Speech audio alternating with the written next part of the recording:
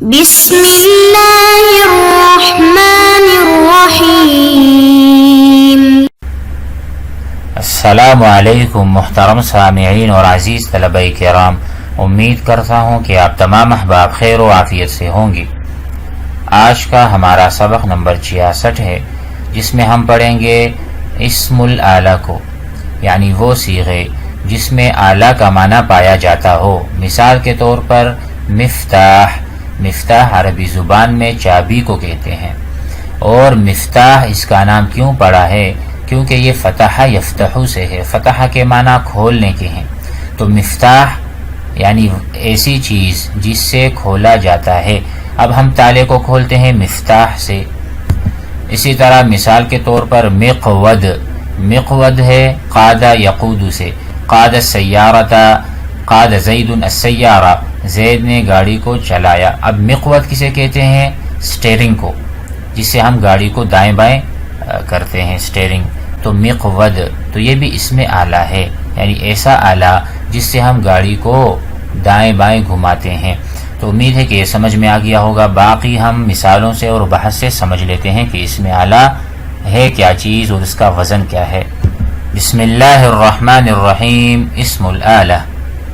الامثلہ: فتحت الباب، میں نے دروازہ کھولا، بالمفتاح، نشرت الخشب، میں نے لکڑی کو تراشا، بالمنشار، حرثت الارض، میں نے ہل چلایا، زمین کو یعنی ہموار کیا، بالمحراث، بردت الحدید، بالمبرد، میں نے جیسا لوہا ہوتا ہے لوہے کو ہم تراشتے ہیں حساب سے، بالمبرد، اس سے، ٹھیک ہے۔ غزلت الصوف بالمغزل، قدت الجمل بالمقود، میں نے اونٹ کو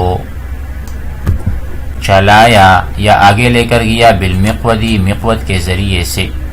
کنس الخادم الارض، خادم نے زمین کو جھاڑو لگایا، بالمکنست، جھاڑو کے ذریعے سے، مکنسہ جھاڑو۔ طرق الحداد الحدید، لوہار نے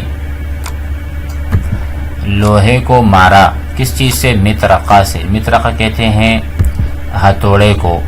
لاق الطفل الطعام، بچے نے کھانے کو، طعام کو چاٹا، بالملعقۃ، ملعقہ یعنی چمچے کے ذریعے سے۔ تو یہ تمام کیا ہے؟ اسماء الآلہ، آلات ہیں، تو ان کا الگ الگ وزن ہوتا ہے ان کے فعل کو دیکھتے ہوئے، اور یہ متعدی افعال سے بنتے ہیں۔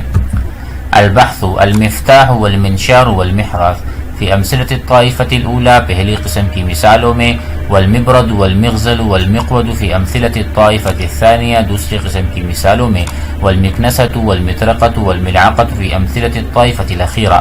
تو آپ دیکھ رہے ہیں کہ مفتاح الگ وزن ہے، مفعال، مبرد مغزل مفعل، مکنسہ مفعلہ، كلها اسماء مشتقۃ من مصادر الافعال الثلاثیہ المتعدیہ، تمام کے تمام اسماء مشتقہ ہیں جو افعال ثلاثی یا متعدیہ سے لیے گئے ہیں۔ التي تراها في صدور هذه الامثلہ، جو مثالوں کے شروع میں آپ کو افعال نظر آ رہے ہیں۔ ويدل كل اسم منها على الاداة، ادات پر دلالت کرتا ہے ہر اسم، او الآلة اور آلے پر، التي وقع الفعل بوساطتها، کہ فعل کا جو وقوع ہوا ہے اس کے واسطے سے ہوا ہے، ٹھیک ہے۔ مطرقہ، ملعقہ، جو بھی چیز آپ دیکھ رہے ہیں۔ ولذلك يسمى كل منها اسم آلة، اس لیے ہر اسم کو کہتے ہیں اسم آلہ۔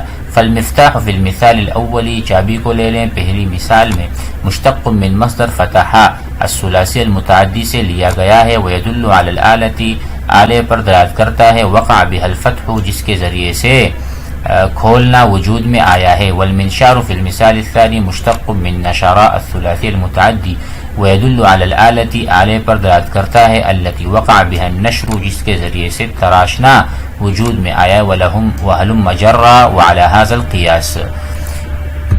وإذا تدبرت، اگر آپ غور کریں، اسماء الآلة، وہ اسماء جو آلے ہیں، فی الامثلة المتقدمہ، وجدتها فی الامثلة الطائفة الأولى، پہلی قسم کی مثالوں میں آپ اسے پائیں گے، على وزن مفعال، وفي الطائفة الثانية على وزن مفعل، وفي الطائفة الأخيرة على وزن مفعل، وهذه الأوزان هي اذا كان مشتقا، اگر اسم اعلی مشتق ہو تو، وجميعها سماعیہ، اور یہ تین کے تین اوزان سماعیہ ہیں، اس کو ہم نے اسی طرح سے عرب سے لیا ہے اور اسی طرح استعمال کریں گے۔